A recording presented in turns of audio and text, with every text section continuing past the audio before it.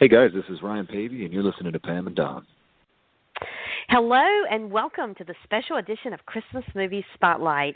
I'm your host, Dawn Mack, and I'm here with my friend and colleague and co-host, Pam. How are you, Pam? I'm doing great. How are you doing? Well, you know, I'm getting better all the time. You know how sick I've been this week, so it seems like every time I get on air and I talk with you, my voice is a little bit strong. I'm feeling a little bit better. Maybe maybe you're a great influence on me. I don't know. Maybe you're sending some healing vibes. But anyway, I'm feeling better, and I understand you've been a little under the weather too. Are you feeling okay? I'm getting there. I think I first thought it was that you gave me your cold, but I'm starting to think that it's my allergies. So, that's just something I live with.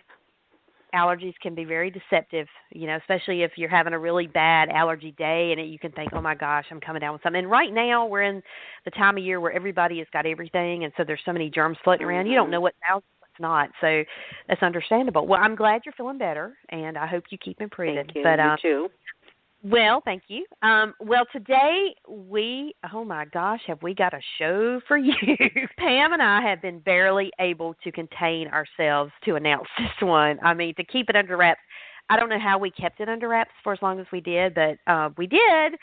But we are so excited to bring to you our special guest for today's show is the incredibly handsome and talented Ryan Paevey.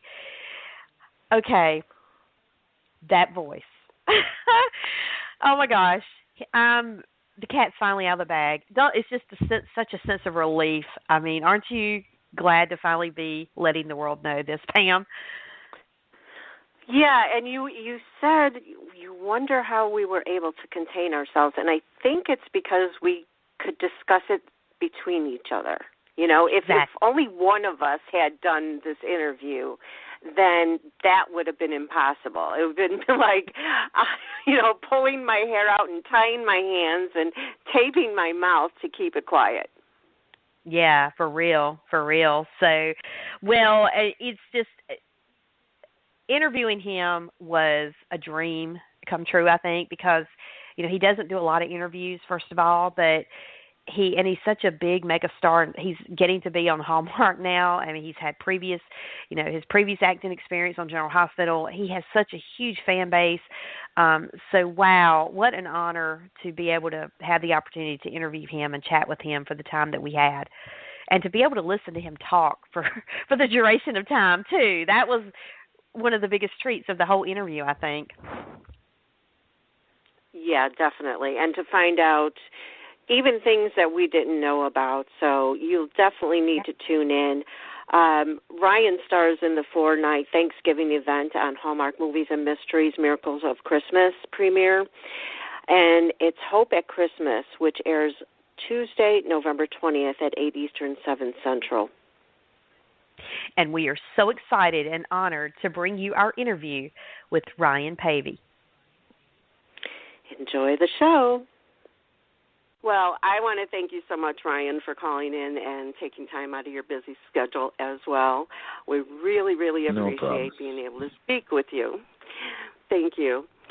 So you were in quite a few music videos like Toni Braxton's Hand Tied and Christina Aguilera's Your Body.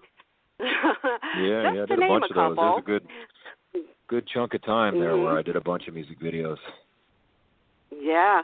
How do you prepare for your part in a video? I mean, is there a script, or do they give you the premise and then they let you go and improvise? The thing with a music video, unless you're the star, there isn't or a dance troupe, something that it has to be choreographed, it has to be prepared and stuff like that.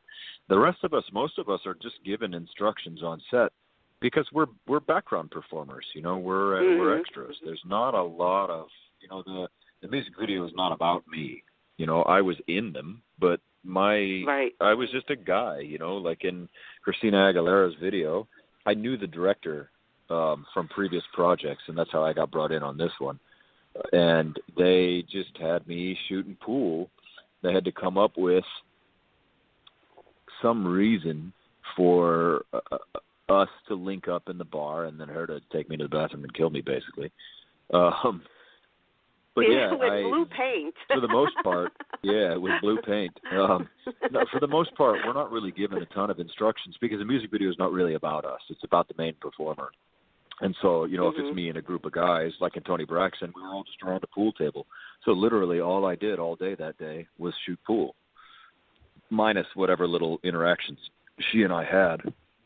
But that was it. The whole idea was that there was supposed to be guys playing pool in the background who got distracted by her. So, you know, they would call action. We would shoot pool for a little while, and then we were told the camera would pass us at a certain time. And so we all kind of needed to be distracted by her at the same time. And that was pretty much it. So in terms of preparation for a part in a music video, there really isn't any for the parts that I played.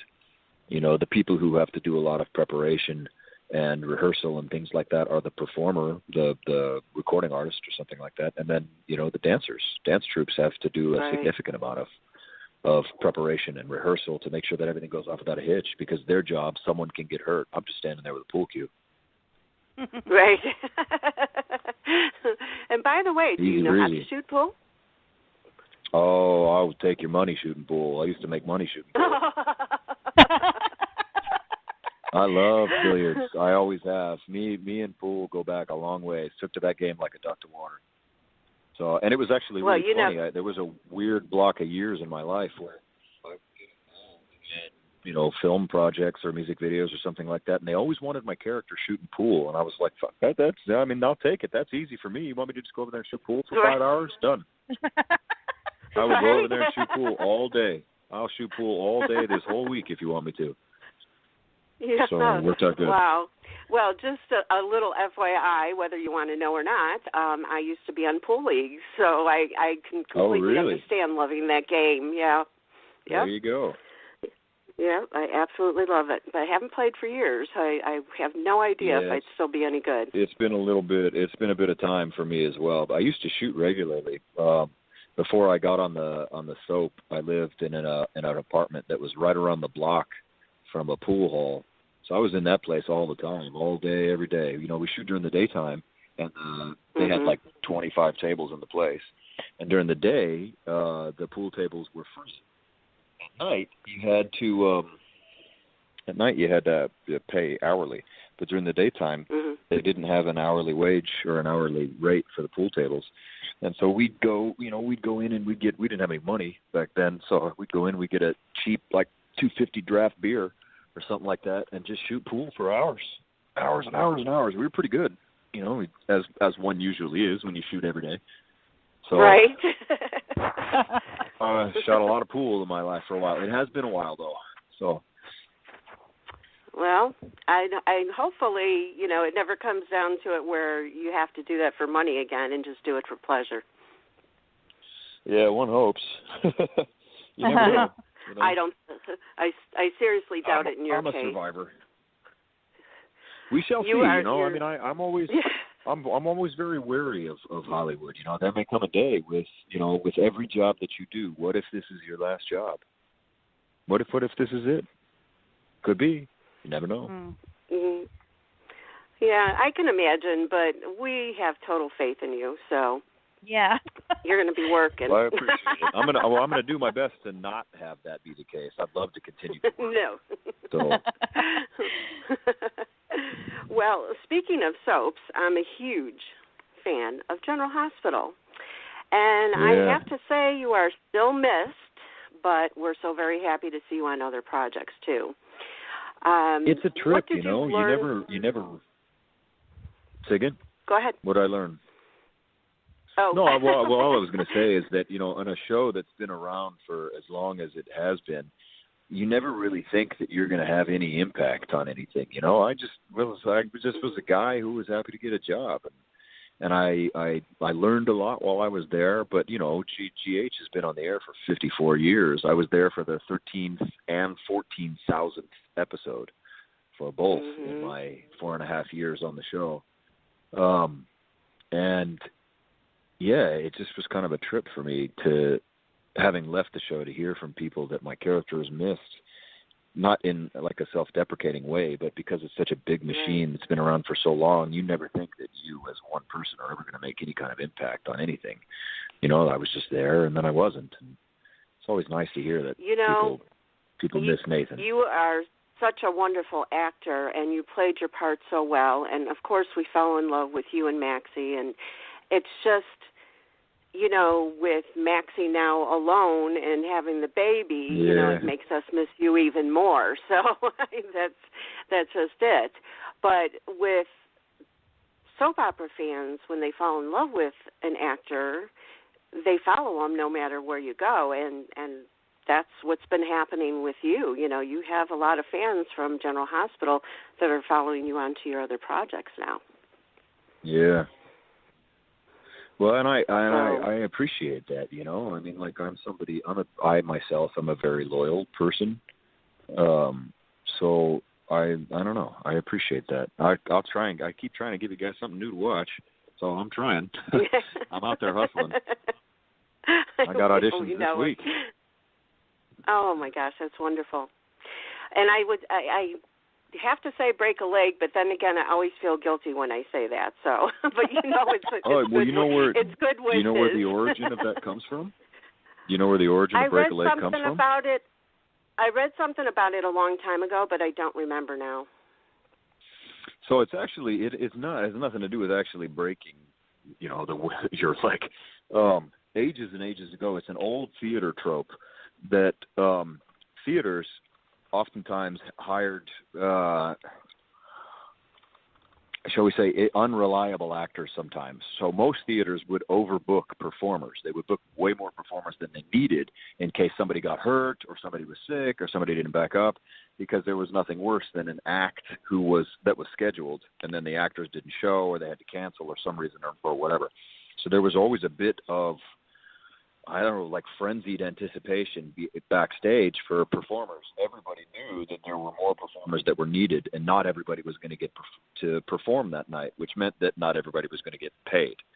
And the definition of performing back then was if your leg broke the curtain, if you became visible from behind the curtain, if the audience saw you, then the theater owed you money. And so break a leg back then became a well-wish that they would be seen by the audience and that they'd get paid for their performance that night. So it didn't really mean anything about breaking. Break your leg just meant that your leg would break the curtain line and that you'd be seen, because once they saw you, technically speaking, you performed and the theater owed you money. Well, there you I bet everybody was pushing each other aside, trying to push their legs out there so they got some money for their performance. Yeah, there's probably a little bit of that. I mean, it was probably a little bit of that, and coupled with a little bit of, you know, like artistic support. Like some of it, I imagine, was literally genuine well-wishing. Like, I hope you get it tonight. I mean, the implication being we all hope we get it, you know. Yes, definitely. Well, the part of my question that I wanted to ask you about General Hospital is, what did you learn from working on GH that you took with you on your next projects? I learned a lot of left brain stuff about the acting business in my time during the soap. I learned, I mean, I don't know if you guys know the doings of the soap opera, but my character, just one character alone, was often responsible for 30 to 50 pages of dialogue a day. Yeah. And to give you some scope, a primetime television show or like a Hallmark Channel movie or something like that, we might do 8 pages for everybody for the entire day. You know, so my character on GH, my page count to date is 72 pages in a single day that I was involved in. Now, granted, that doesn't mean that I talked the whole time or anything like that, but nevertheless, I was in 72 pages worth of material that day. And on a Hallmark film, even on a day when we're there for like 12 hours during the day, that might be 10 pages, and that's all of us combined, total 10. So you learn in a soap opera how to perform in a very high-pressure environment. You have a lot of content that you are responsible for. We have to do it really quickly because the show is responsible for a lot of content by the end of the day. We have a very strict schedule that you have to keep to, which is what I was saying about one and done. You have to be able to move fast. So it's very high pressure. And it's also shot like a play. You know, all of the cameras are in a line at one end, and, you know, we have to perform in such a fashion that we get all of the coverage and stuff needed from all of those cameras simultaneously, which is not how it's done in film. So you learn how to be very specific and very accurate about not only the words that you say, your lines, but also where and how you say them. You know, it's a very choreographed dance. It's a really high pressure environment. So you learn how to do a lot of things. It is an exercise in multitasking, for sure. And also, you know, both left brain and right brain. This is true. I can't even imagine. That is amazing. I mean, that would be an incredible accomplishment in itself, to have that many pages in a day's time that you know you have to be responsible for. Wow, you would have to come away from that going, I seriously achieved that today. You know, wow. Yeah. Well, it certainly makes me feel prepared when I come to other sets, knowing that I made it through 4.5 years on GH, and I'm kind of a left brain robot in that way. So I actually took to that system very well. So now when I come to other film sets or things like that, and other actors are stressed out because we've got 14 pages that day, I'm like, it's fine. It's not that much. It's fine. It's going to be fine. Everybody's going to be fine. You'll see. We're all going to live. We're going to get through it. We're going to do it one thing at a time. It's going to be fine. So it allows me to approach other work situations from a much more relaxed standpoint, you know? Oh, yeah. Well, you know, speaking of that, you have starred in many different types of roles. And is there a particular role or genre that you prefer or that you would aspire to work in moving forward? Well, the one that I haven't really gotten to do much of yet is action. That's definitely where I want to go.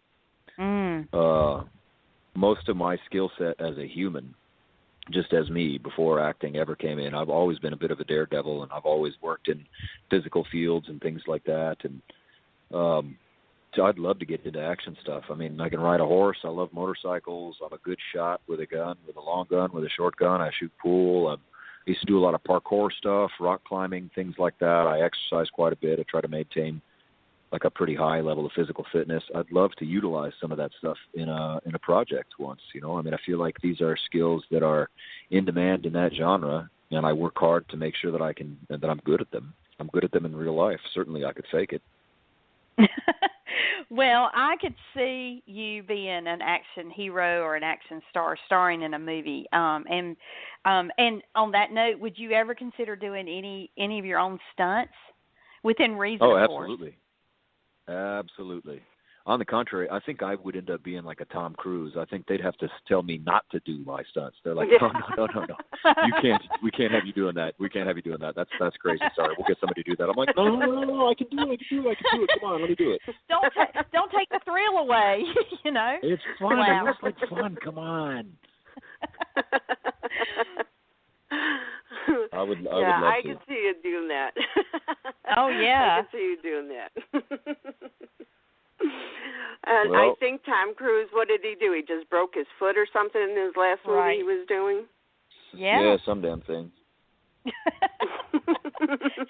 But that's part of it, you know. That's part of it. I'm always healing from something. Yeah. Well, with all that you do, I can see that happening, you know, and you just got to be careful.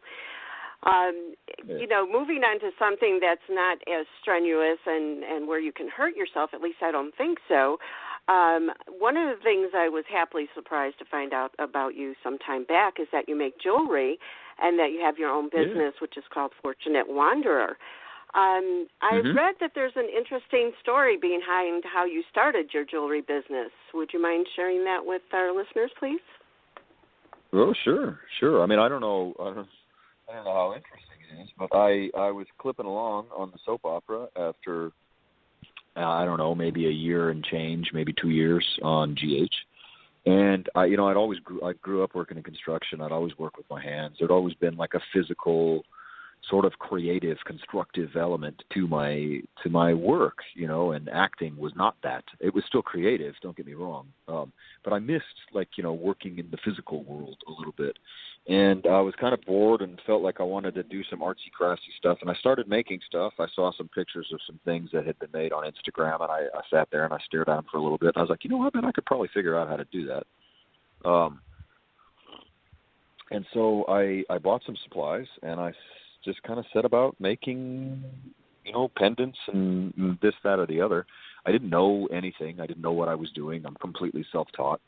I just started experimenting. You know, I took lots of pictures of things that I thought were cool, and then I would go home and I would try to recreate them to see if I could figure out how somebody did that. And that oftentimes led to failure and stuff. But once I felt like the stuff that I was making was not absolute garbage, I started posting pictures of it online.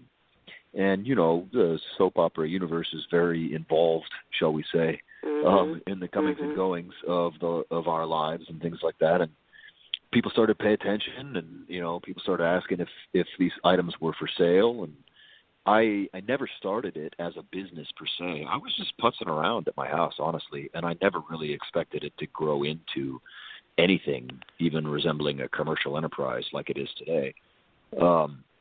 I also was doing fan events back in the day, little meet and greet events, and so I'd bring some here and there and give them out. Or if I was wearing a bracelet and somebody liked it, I'd give it to them. Here, just take it. I'll just go home and make another one. But on a long enough timetable, with enough like prompting from fans and on enough people asking you if they were for sale, I kind of sat there for a minute and I was like, well, I guess they could be. I'd have to figure out how to make that happen. And now they are, you know, and I make something pretty much every day and have ever since the inception of the company. I make almost everything myself in my home. Some of the beaded bracelets and things like that. One of my closest friends, Melissa, is involved in the business with me as well. And she makes some of that stuff as well, and also handles some of the customer interface, shall we say. But I make something for the business every single day, every day. And I actually just recently invested quite a bit of money in a whole new overhaul to my workshop, my at-home workshop.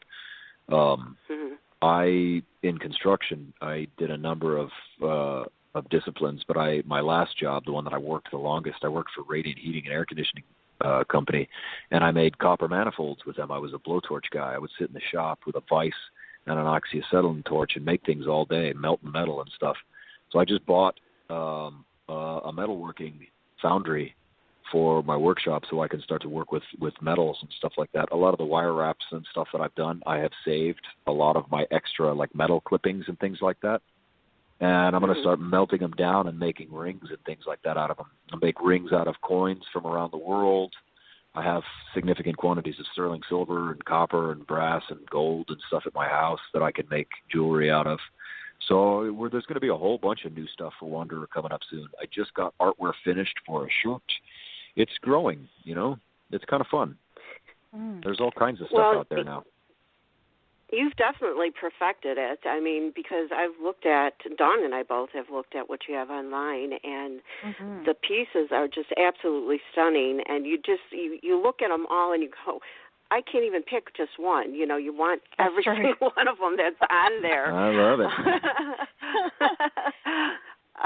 You know, how do you keep up with supply and demand? I mean, do they just have to wait until you finish another few pieces? Do you put them on one at a time on the website?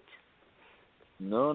See, so that's kind of the thing. And there's always documentation up at several places on our website that explain to people kind of how this all works, because invariably we always get a lot of cranky emails about people who didn't get a piece, and we have to remind them that this is literally two human beings who make this stuff, and there's only so much inventory that can be made that's humanly possible to make. But the short answer is you got to wait. When you get to the website, the first thing you want to do is get on the mailing list. And I know people hate spam emails. We are not someone who are going to spam you with a shitload of emails and stuff like that.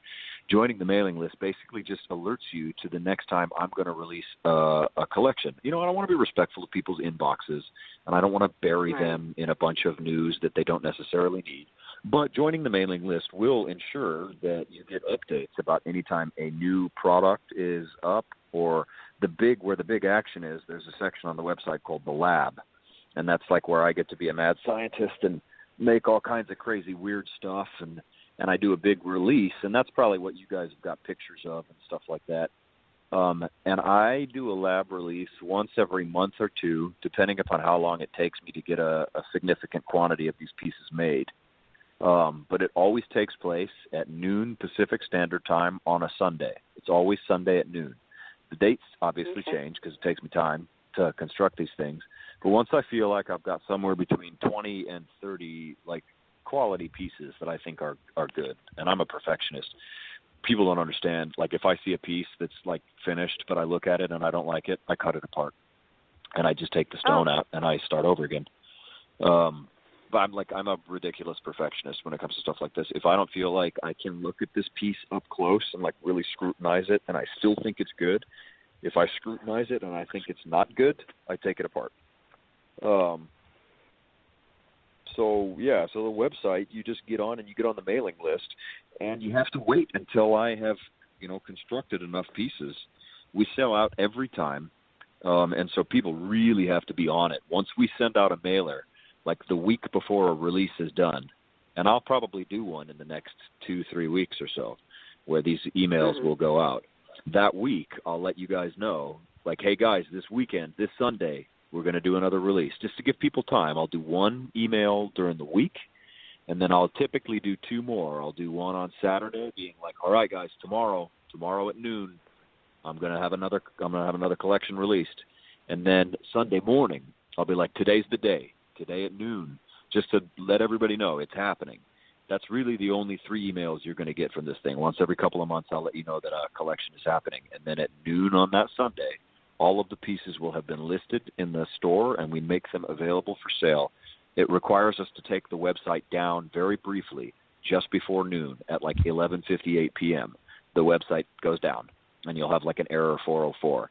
That's just because all of the stuff is in the shop but invisible. I have to shut the shop down, make them visible, and then turn the shop back on. That usually takes me about 90 seconds. And once that happens, at noon, everything is able to be bought. And everybody goes crazy. It goes, if you want a piece out of the lab, you got to be sitting there at your computer at noon, ready to go. Yeah. It's been really wild, man. I've never seen anything like it. It's crazy. And I do the best I can to try and come up with like lots of stuff. I want to try and make sure that there are a lot of things, but it often, they never last. I think our sellout record is like 2.5 minutes. Wow. Oh my gosh. That's awesome. Well, for our listeners, be sure to go to fortunatewander.com and sit at that computer. Oh yeah, if you want something, well, just get on the quick. mailing list. Just get on the mailing list. I promise I'm not going to bury you in emails. It's literally just if you see something on the website, if that looks like stuff that you would like to have a piece of, whether you're a fan of the show or you like the jewelry or the films or whatnot, if you get on the mailing list, the only emails you're going to receive are close to the release. That's just to let you know that get ready. Yep, definitely. Well, you're definitely a man of many talents, and I'm not sure if you sing or not, but we'd love to see you sing in a Hallmark movie. So can you make that happen, please? Oh, God, I'm not much of a singer. I'm good for carpool karaoke.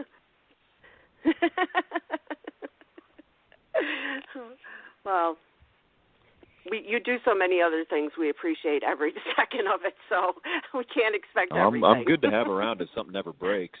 So I don't know if they'll ever have me fixing stuff, but.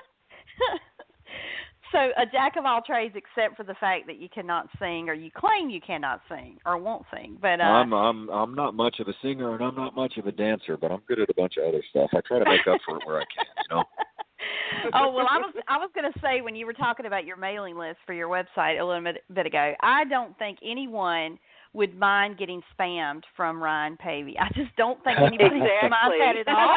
With your fan base that you have, I was just sitting there thinking, oh, he's just so modest.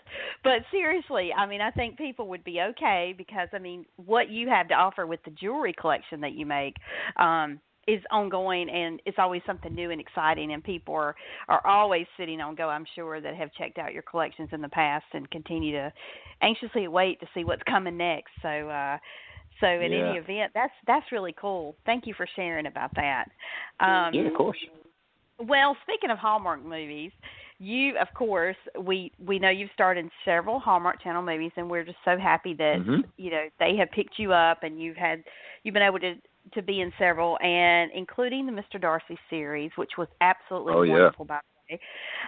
But I'm just curious, what intrigued you the most about the storyline for the Mr. Darcy movies upon reading through the scripts the first time, especially the first one that you did?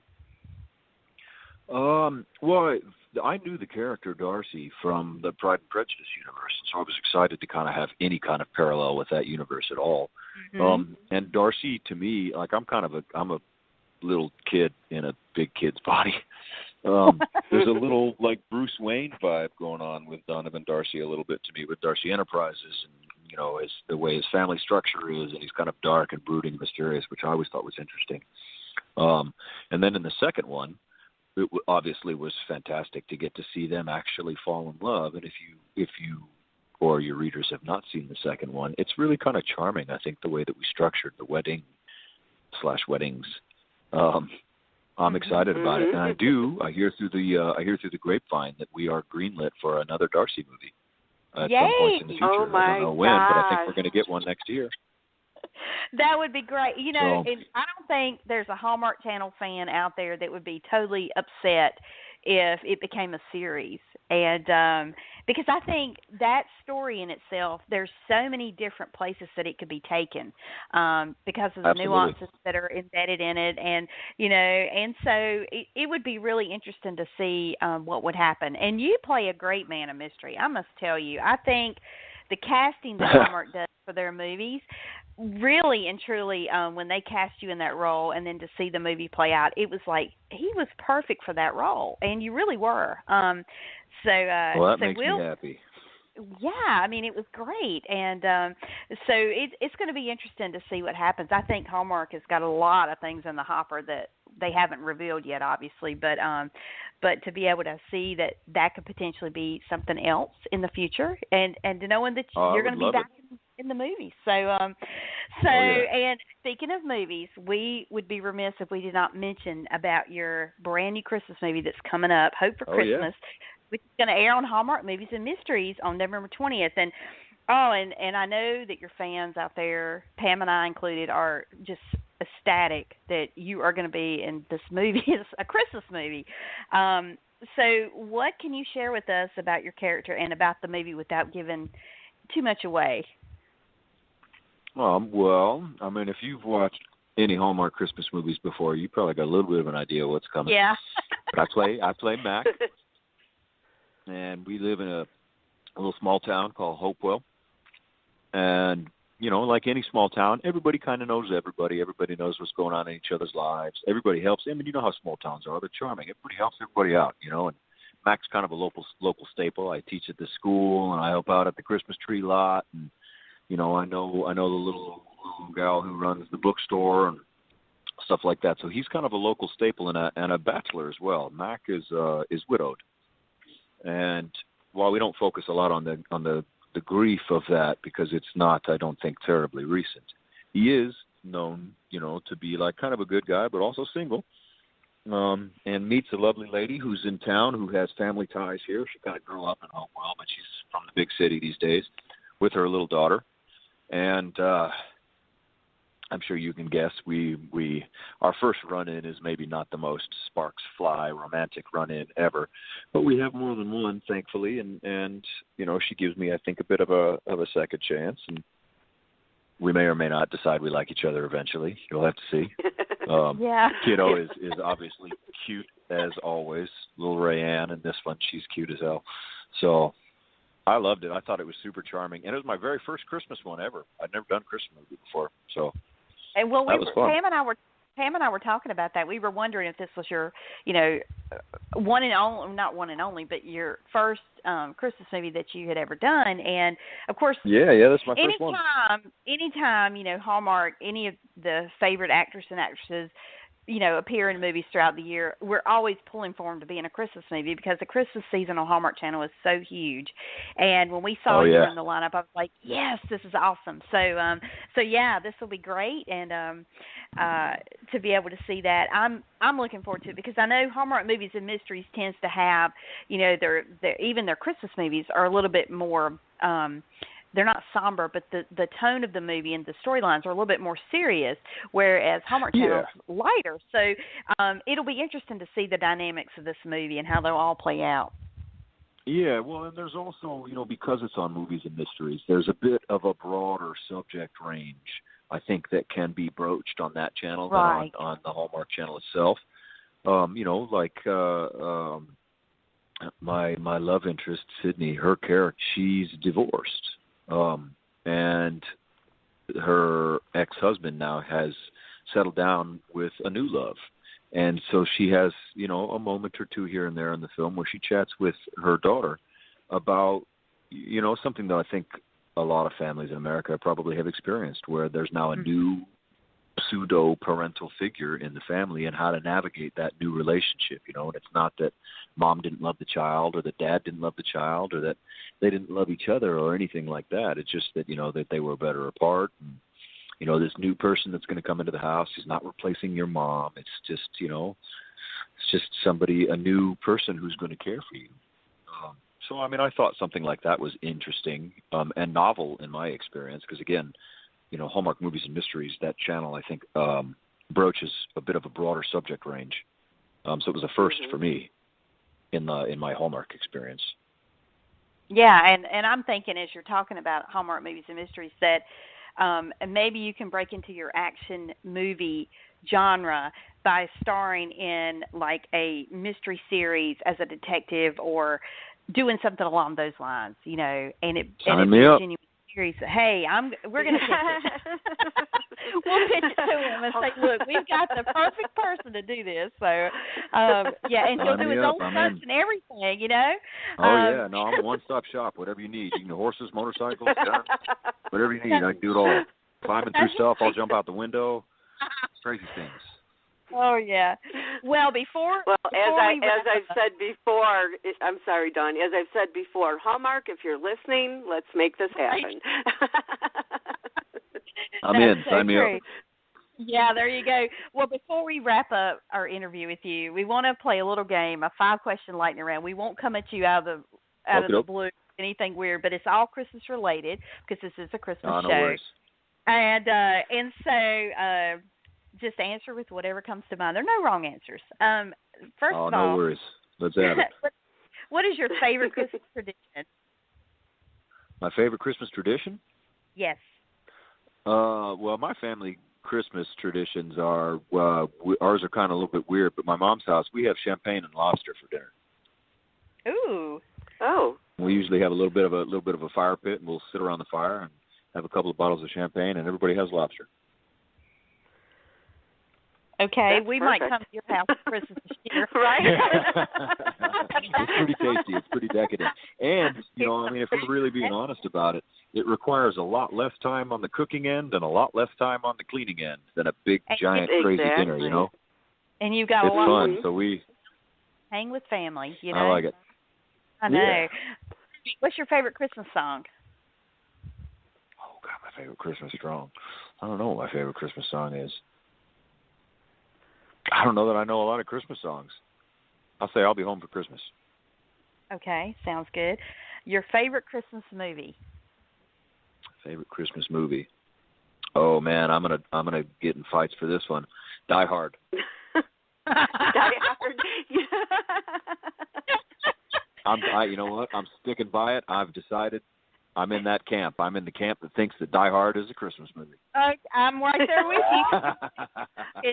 When they decided to do a Die Hard remake, Bruce Willis, I think you would be great in Die Hard. Let's just go there. We're going to do it.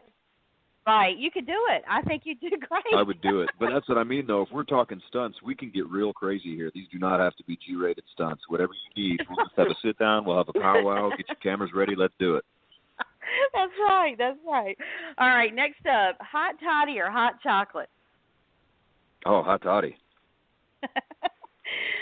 And last but not least, white lights or colored lights. And that always just reminded me more of icicles. It's got nothing to do, I don't think, with the rainbow or anything like that. But we always had them draped from the the ledges and stuff outside the house. I always thought that made them look more like icicles. I know they do actually. They do indeed. But that completes our 5-question lightning round. Thank you for playing. All right. Absolutely. And before we let you go, would you like to give a shout out to your fans? I always like to give a shout out to my fans. I mean, they're the only reason that I am employed. I am forever grateful to the fact that anybody out there cares what I do for a living, because I care. I do really, I try really hard. I'm going to keep trying to give you something to watch. We'll see. Like we've been talking about, maybe some action stuff. Who knows? Motorcycles and explosions and stunts and crazy stuff. So I will do my utmost to continue to provide you something to watch, should you choose to watch it. Well, thank you so much for that, and we look forward to everything you do. Thank you again for taking the time to speak with us. We really enjoyed it, and we welcome you back anytime. I appreciate it, ladies. You have a good one. Thank you so much, Ryan. Thank you. No problem. Hey, guys, don't leave us yet. Be sure to follow us on Twitter at Christmas Movies. That's XMASMUVIES. And also like our Facebook page at Christmas Movies Spotlight. Don't forget, that's spelled MUVIES. And follow us on Instagram at Christmas Movies Spotlight. And don't forget to check out our website, ChristmasMoviesSpotlight.com. That's movies with MUVIES. ChristmasMoviesSpotlight.com. Thanks for listening. See you next week.